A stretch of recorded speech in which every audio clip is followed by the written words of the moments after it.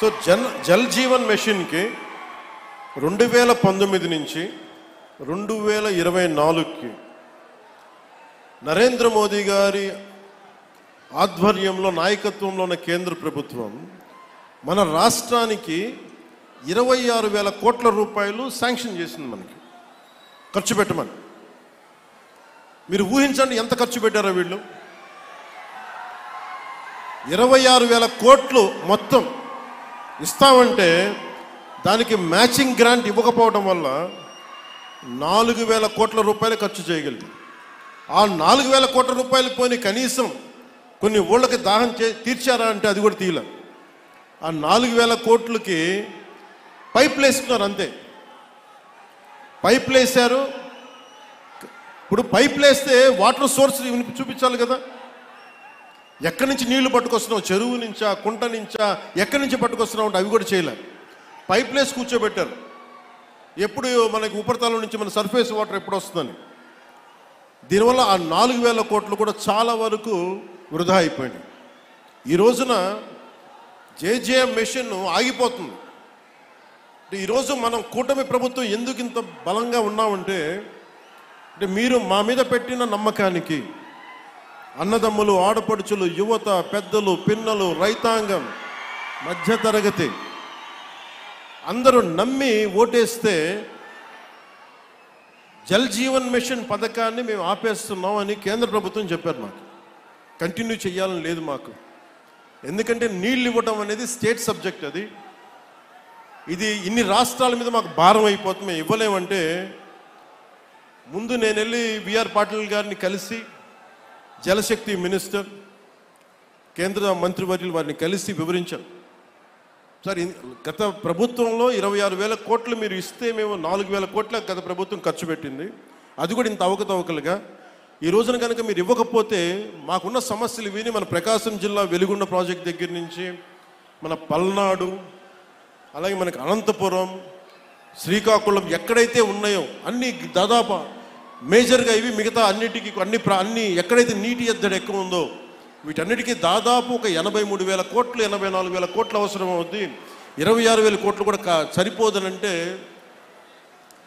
వాళ్ళు అసలు మేము రూపాయి కూడా ఇవ్విచ్చే పరిస్థితిలో లేము, అంత ఇబ్బందుల్లో ఉన్నామంటే కేవలం మనం 151 సీట్లు ఇచ్చాం కాబట్టి, ఎన్డీఏ కూటమిని గెలిపించాం కాబట్టి మా గొంతు బలంగా, మా గళం బలంగా వినిపిస్తే తర్వాత గౌరవ ముఖ్యమంత్రి చంద్రబాబు నాయుడు గారు, నేను ఇంకొకసారి మరోమారు జలశక్తి మినిస్టర్ గారి దగ్గరికి వెళ్ళి ప్రధానమంత్రి గారికి వారికి అందజేసి చేస్తే ఈ రోజున జేజేఎం ప్రాజెక్ట్ మొదటి విడత మనకి 1,390 కోట్లతోటి మన ప్రకాశం జిల్లాలో మొదలు పెడుతున్నామంటే దానికి మీరు మా మీద పెట్టుకున్న నమ్మకం, కేంద్ర ప్రభుత్వం మన మీద ఉంచిన నమ్మకం.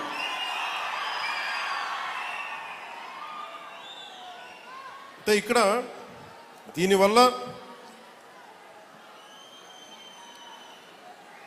నేను ఒక 4 దశాబ్దాల పైనే కనిగిరిలో పెరిగినాడు. 4 దశాబ్దాల క్రితం మొట్టమొదటిసారి స్వాతంత్రం వచ్చాక మన ప్రకాశం జిల్లాలో చేపడుతున్న అతిపెద్ద తాగునీటి సరఫరా పథకం ఈరోజు మనం జల్ జీవన్ మిషన్ ద్వారా చేపడుతున్నాం. 1,290 కోట్లతోటి ప్రకాశం జిల్లాలో 7 నియోజకవర్గాలు ఎర్రగొండపాలెం, గిద్దలూరు, మార్కాపురం, కనిగిరి, కొండేపి, కందుకూరు, దర్శి అసెంబ్లీ నియోజకవర్గాల పరిధిలో 18 మండలాలు 578 గ్రామాల్లో ఉన్న దాదాపు 10 లక్షల పైచిలకు జనాభాకు వచ్చే 30 సంవత్సరాల పాటు ఈ పథకం ఫస్ట్ ఫేజ్ ద్వారా తాగునీటిని అందించబోతుంది.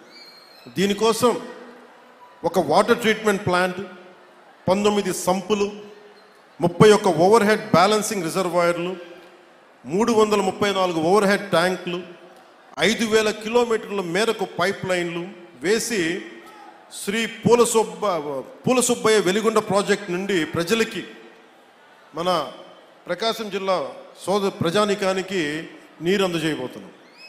గత పాలకులు మీకు చెప్పాను, ప్రజలకు మంచి నీరు అందించే కార్యక్రమాలని పూర్తిగా పైకెక్కించారు. అంటే లాస్ట్లో ఇంకా ఓడిపోతున్నామని తెలుసుకునే దశలో అప్పుడు ఒక శిలాఫలకం వేశారు మన ప్రకాశం జిల్లాకు సంబంధించి.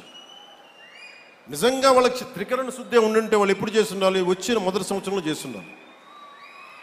ఈరోజు వాళ్ళు లక్షల కోట్ల అప్పులు పెడితే అన్ని తట్టుకొని,